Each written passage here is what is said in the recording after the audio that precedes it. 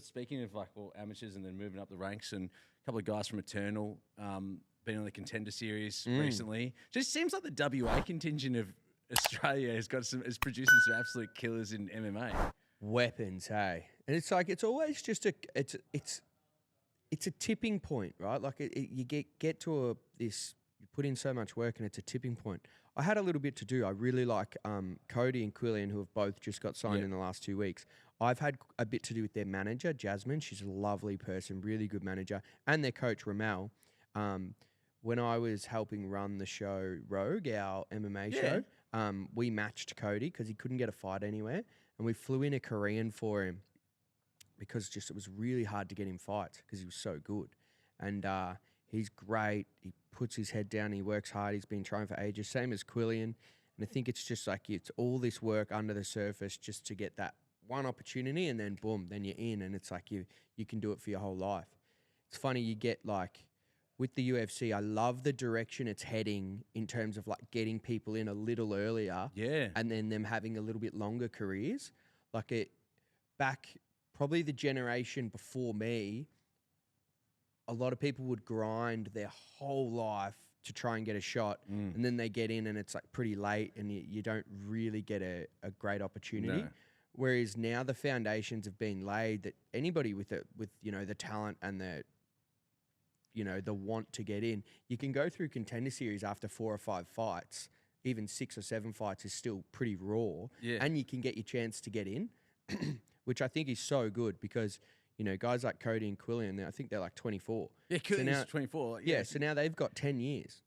It's insane. They could potentially have a 10-year career, and there's a lot of water to go under the bridge and a lot of work for them to maintain that and get to where they want to go.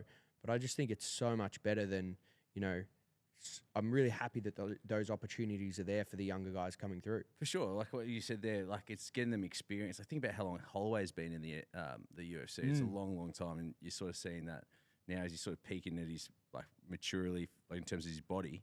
But do you think there's a too early time to get into the UFC? Absolutely, absolutely. But it's about what challenges have you set yourself before you went in there? What competition have you faced mentally? Where are you at?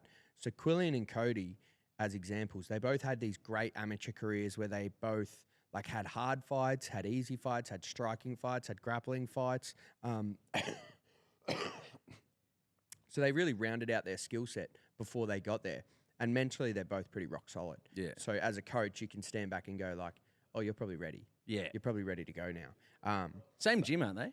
Yeah, same gym. Yeah. And my friend Harry Webb, I think you guys would have seen his fight. I've rewatched his fight. Man, from, one of the most unbelievable fights. And the one thing, in terms of asking questions, right? So Harry is 7 amateur fights for 6 KOs, 4 pro fights for I think 2 or 3 KOs. But very, very dominant in all of his fights. So the question you ask with Harry is, okay, he's really good when he's beating people. What happens when it's tough? Does he dig deep? Does he have that? And that's and then his last fight, massive tick. It's just he's got it. Yeah. And not that I ever doubted that, but I'm just saying from an outside point of view, you go well, they're worried about his gas tank, right? They were saying, can he even get the 5 rounds or whatever? And then just went absolute war, just literally, man, it was insane. And if people knew what he went through in the 10 weeks, there's stuff that I won't speak about. It's not my place and stuff. But if people knew what he went through in the 10 weeks leading up to that, and then even more condensed than that, the week leading up to, some stuff everybody already know about his opponent pulling out the night before the fight, and then getting a new opponent and just saying yes. And I think you'd be even more impressed with what he did.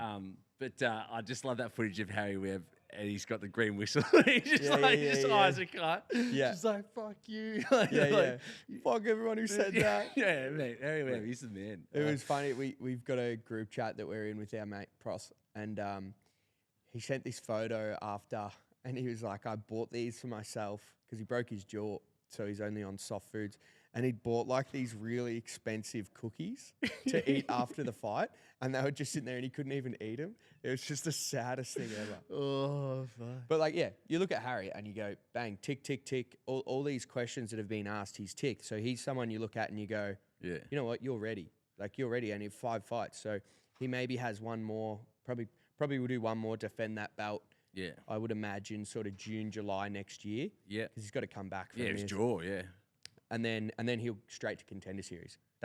And then again, you've got a guy who's super talented, articulate, naturally athletic, and then instead of having to work at a pub or lay bricks during the week or whatever, like a lot of the guys before our generation had to, now he can be a full-time athlete and really elevate himself and elevate the sport.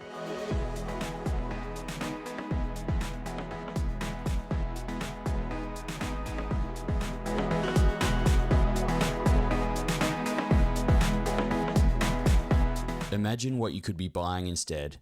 For free and confidential support, call the number on the screen or visit the website.